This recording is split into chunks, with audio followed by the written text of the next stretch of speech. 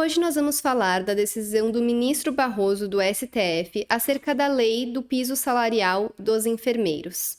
Para quem não me conhece, meu nome é Michele, eu sou advogada e mestre em Direito pela PUC-SP, e aqui no canal a gente analisa os precedentes judiciais. Porque não basta a gente saber o que diz a lei escrita, a gente precisa saber como ela está sendo interpretada pelos nossos tribunais para garantir segurança jurídica, igualdade e legalidade.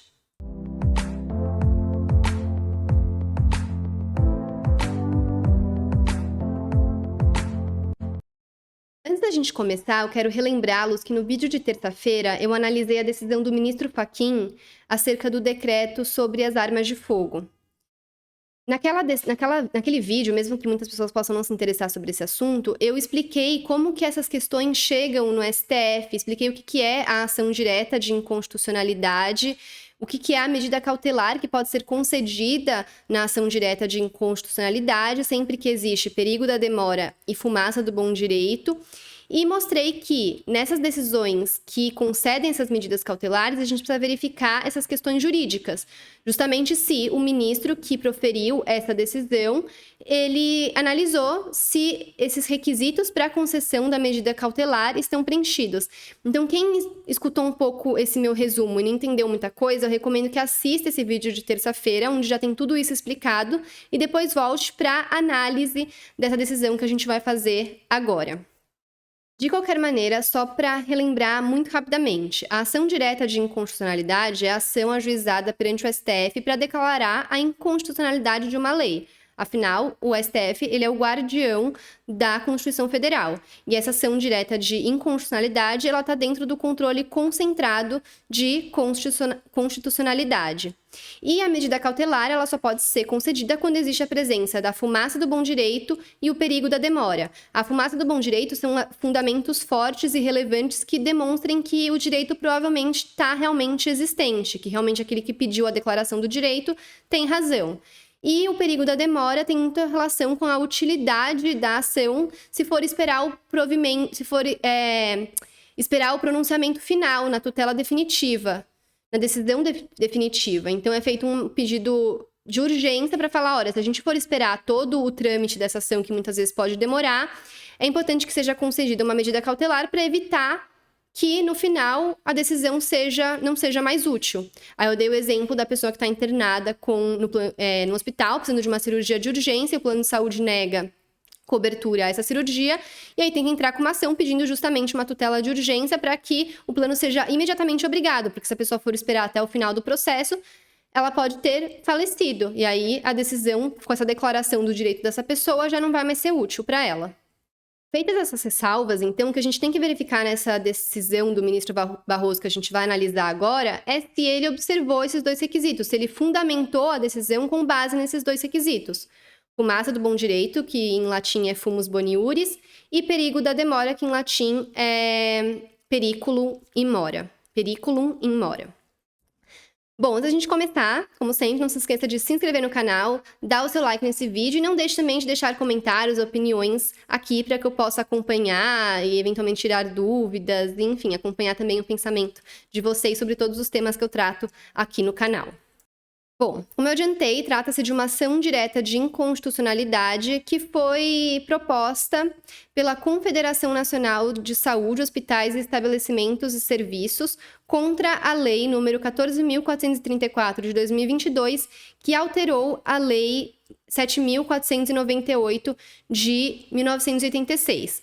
Um ponto que eu gostaria de já chamar a atenção nessa decisão é que, diferentemente da decisão do ministro Fachin, que a gente analisou na terça-feira, essa ação foi proposta agora. Essa lei é de 4 de agosto de 2022, foi agora que essa ação foi proposta. Então, a medida cautelar foi analisada tão logo a ação direta de inconstitucionalidade foi ajuizada, diferentemente da decisão do ministro Fachin, que concedeu aquela medida cautelar 3 anos depois que a ação foi ajuizada, 1 ano depois que houve o pedido da medida cautelar de forma incidental, e durante o julgamento da ação, no seu mérito, que já havia iniciado e o processo estava com vistas de um ministro. Então, já dá para notar um pouco essas diferenças. Essa decisão aqui ela foi proferida tão logo esse caso chegou nas mãos do ministro Barroso como relator. Outro ponto que eu quero chamar a atenção é que nessa ação, quem propôs a ação direta de inconstitucionalidade estava alegando tanto inconstitucionalidade formal quanto inconstitucionalidade material. Eu já expliquei em vídeos anteriores aqui do canal a diferença entre esses dois tipos de inconstitucionalidade. A inconstitucionalidade formal diz respeito ao processo legislativo que levou à formação daquela lei. A inconstitucionalidade material, ela diz respeito ao próprio conteúdo da lei, que esse conteúdo estaria contrariando a Constituição Federal. Vamos então começar a analisar a decisão do Barroso. Ele vai colocar o seguinte: as questões constitucionais postas nessa ação são sensíveis. De um lado, encontra-se o legítimo objetivo do legislador de valorizar os profissionais de saúde que, durante um longo período de pandemia, foram exigidos até o limite de suas forças. De outro lado, estão os riscos à autonomia e rigidez financeira dos entes federativos, os impactos sobre a empregabilidade no setor e, por conseguinte, sobre a própria prestação dos serviços de saúde. Neste contexto, o exame da medida cautelar pressupõe analisar se tal previsão é compatível com a iniciativa privada do chefe do Poder Executivo para elaborar projeto de lei que disponha sobre aumento de remuneração dos servidores públicos, mantém rígida a autonomia financeira e orçamentária dos entes subnacionais, se deu com observância ao princípio da proporcionalidade, tendo em vista os efeitos desejados e indesejados decorrentes da estipulação de um patamar mínimo de remuneração para a categoria. E aí o ministro vai dizer: para o enfrentamento dessas questões, é pertinente rememorar o fundamento constitucional para a instituição de pisos salariais e a extensão da sua aplicabilidade. Ou seja, ele vai começar aqui a mostrar os fundamentos e tratar da fumaça do bom direito que eu comentei. Basicamente, ele vai dizer que, em regra, a aplicação de piso salarial definido em lei federal a servidores de Estados, Distrito Federal e municípios desrespeita a autonomia político-administrativa e financeira dos entes subnacionais. Mas ele vai dizer que, contudo, há hipóteses em que a Constituição prevê expressamente a competência da União para o estabelecimento de pisos salariais para carreiras do serviço público. Até a edição da Emenda Constitucional 124 de 2022, que previu a instituição de pisos salariais nacionais para os profissionais de enfermagem do setor público e privado, apenas 2 categorias eram beneficiadas com essa previsão: a dos profissionais da educação escolar pública e a dos agentes comunitários de saúde e agentes de combate às endemias. No tocante ao piso salarial nacional dos profissionais do Magistério Público da Educação Básica, foi definido na Lei 11.738 de 2008, declarada constitucional por esta Corte no julgamento das ações diretas de inconstitucionalidade 4.167 e 4.848. A decisão pela legitimidade da lei, a despeito do seu reflexo sobre os vencimentos de servidores públicos e sobre as finanças de entes subnacionais, se deu, por óbvio, em razão da previsão constitucional expressa que determina o estabelecimento do piso salarial. Também se considerou o fato de que a emenda constitucional que introduziu a previsão do piso e a lei que o instituiu forneceram os mecanismos financeiros necessários para que estados e municípios cumprissem a determinação legal. É importante a gente frisar nesse argumento que ele utilizou, porque ele vai justamente conceder essa medida cautelar alegando que a lei que instituiu o piso salarial dos enfermeiros não forneceu os mecanismos financeiros necessários para que isso possa ser atendido sem prejudicar todo o funcionamento de um município, de um estado. Tá? Então, esse argumento que ele utilizou aqui é muito importante relembrar. Por sua vez, o piso salarial dos agentes comunitários de saúde e agentes de combate às endemias, profissionais admitidos pelos gestores locais do SUS, na forma do artigo 198, parágrafo 4 da Constituição, foi definido na Lei 11.350, de 2006. Para já afastar a alegação da autora dessa ação direta de inconstitucionalidade, que existiria vício de iniciativa desse projeto de lei e que, portanto, existiria vício de inconstitucionalidade formal, o ministro vai afirmar: tanto essa lei impugnada nestes autos, como as leis federais que instituíram o valor do piso salarial dos profissionais da educação e dos agentes comunitários de saúde e agentes de combate às endemias, também foram editadas por iniciativa parlamentar. Embora a questão da iniciativa do projeto de lei não tenha sido substancialmente discutida nos acórdãos dessas outras ADINs que trataram sobre esses outros pisos salariais, a conclusão do tribunal pela constitucionalidade da lei sugere a prevalência do entendimento de que a matéria não exige iniciativa privativa do chefe do executivo, que era essa alegação que quem propôs a ADIN estava fazendo.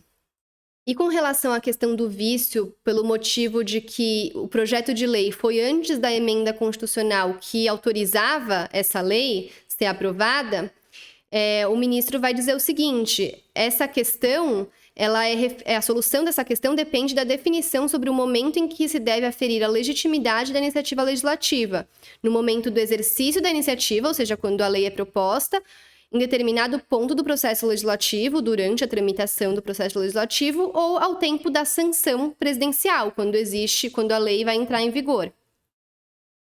Até aqui, o ministro está rebatendo um pouco dos pontos que foram levantados por quem propôs a ação direta de inconstitucionalidade, mas é agora que ele vai começar a efetivamente falar os fundamentos pelos quais ele entendeu necessária a concessão da medida cautelar, tanto com relação à presença do fumus boniuris, como com relação à presença do periculum in mora. Então ele vai dizer o seguinte: a previsão na Constituição da competência federal para a instituição de um piso salarial nacional aplicável a carreiras do serviço público de todos os níveis federativos é bastante excepcional. A excepcionalidade de tal disposição decorre justamente de que os entes federativos possuem autonomia para estabelecer a remuneração de seus servidores e os seus gastos de modo geral, bem como para definir a alocação dos seus recursos.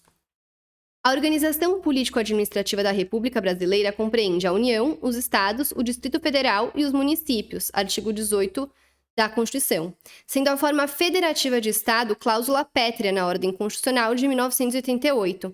O traço marcante de uma federação é a autonomia dos entes políticos que a compõem, e a autonomia, por definição, é a antítese de subordinação.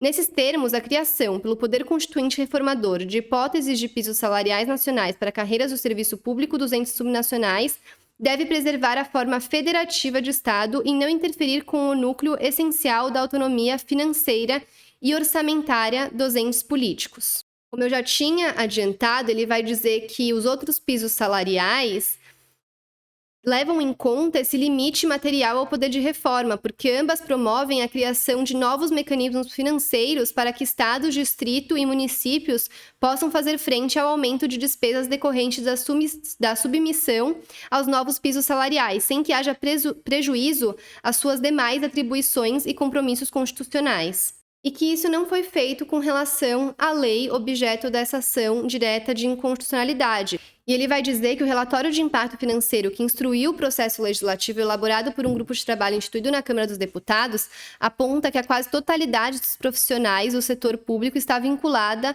aos estados, ao Distrito Federal e aos municípios. Registra que 306 mil profissionais beneficiados pelo piso integram o setor público municipal, 112 mil o setor público estadual e apenas 18 mil o setor público federal. Ainda segundo o relatório, o incremento financeiro necessário ao cumprimento dos pisos será de 4,4 bilhões ao ano para os municípios, de 1,3 bilhões ao ano para os estados e de apenas 53 milhões ao ano para a União. E aí ele vai dizer: considerando o protagonismo de estados e municípios na prestação de serviços de saúde, seja diretamente ou pela contratação de entidades privadas sem fins lucrativos, a avaliação do impacto financeiro decorrente dos novos pisos salariais de enfermagem sobre o orçamento desses entes será fundamental para a solução da controvérsia. Embora não se possa afirmar de pronto que a medida legislativa impõe a vulneração ao Pacto Federativo, a preocupação com a situação financeira dos entes subnacionais deverá orientar a apreciação do pedido cautelar.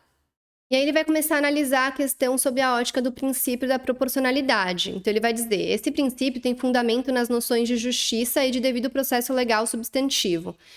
Trata-se de instrumento de proteção de direitos fundamentais que permite ao Poder Judiciário a invalidação de atos do poder público quando não haja adequação entre o fim perseguido e o instrumento empregado, a adequação, a medida não seja exigível ou necessária, havendo meio alternativo menos gravoso para chegar ao mesmo resultado, necessidade, e os custos superem os benefícios, quando o que se pede é de maior relevo do que aquilo que se ganha, proporcionalidade em sentido estrito.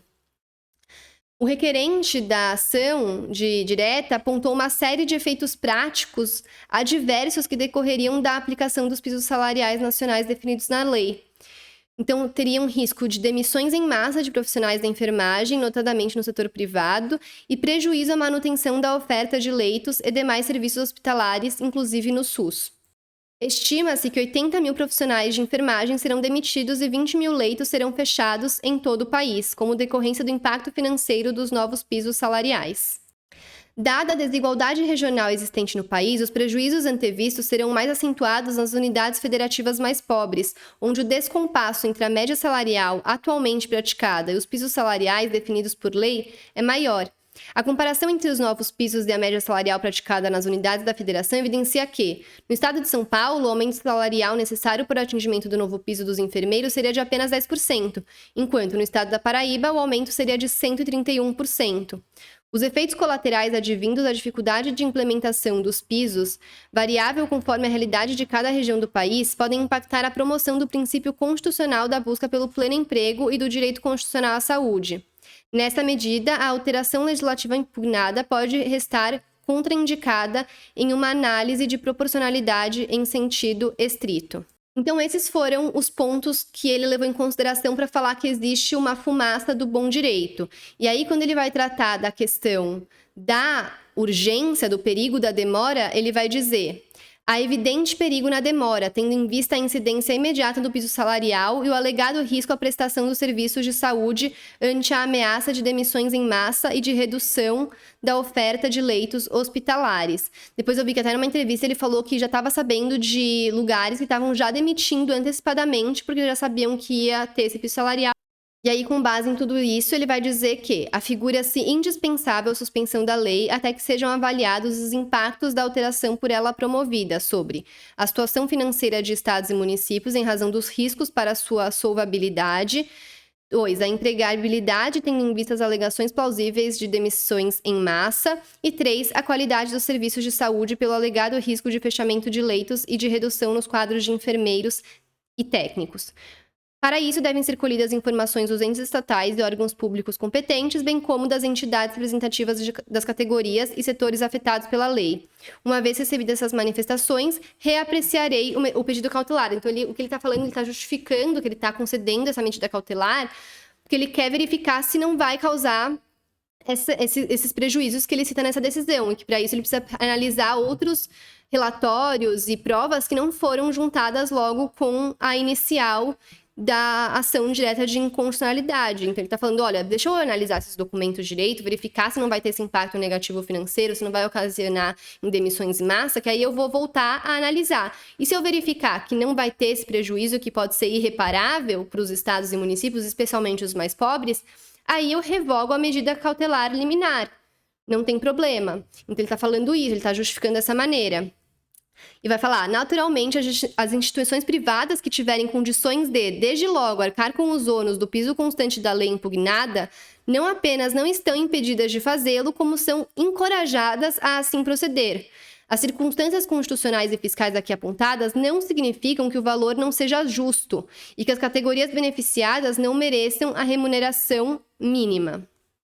E aí ele concedeu 60 dias para aportar aos autos os subsídios necessários à avaliação de cada um daqueles pontos que ele indicou necessários para poder reapreciar depois a medida cautelar, que se manterá vigente até que a questão seja reapreciada à luz dos esclarecimentos prestados. Inclua-se a presente decisão para ratificação pelo plenário do STF em sessão virtual, porque o plenário depois tem que corroborar ou não a concessão dessa medida cautelar. Eu quero frisar mais uma vez, assim como eu frisei no vídeo de terça-feira, que nesses vídeos eu não estou falando se eu concordo ou não com a decisão, minha opinião pessoal sobre esses assuntos, tanto com relação ao piso salarial, quanto com relação à aquisição de armas. Não vou entrar nesse mérito. Eu estou apenas mostrando a decisão, analisando a decisão junto com você que está me assistindo, justamente para dar autonomia para que você possa abrir uma decisão judicial e interpretá-la por conta própria, tendo em vista, inclusive, esses requisitos legais para a concessão de uma medida cautelar. Então, o que eu tentei mostrar tanto no vídeo de hoje quanto no vídeo de terça foi os argumentos que foram utilizados pelos ministros para falar se existia a presença da fumaça do bom direito e do perigo da demora. E, lógico, acabei dando minha opinião jurídica um pouco sobre a presença ou não desses requisitos, mas não se eu concordo ou não com os conteúdos de cada lei que são objetos dessas ações diretas de constitucionalidade. Tá? Quis fazer essa ressalva de novo. Mas, bom, é isso. Espero que tenham gostado. De novo, não deixem de se inscrever no canal, dar o seu like nesse vídeo, não deixem de deixar comentários, dúvidas, opiniões aqui. para que eu possa acompanhar e eventualmente tirar as dúvidas de vocês. E não deixem também de compartilhar esse vídeo com outras pessoas que possam se interessar sobre esse assunto. Obrigada e até breve.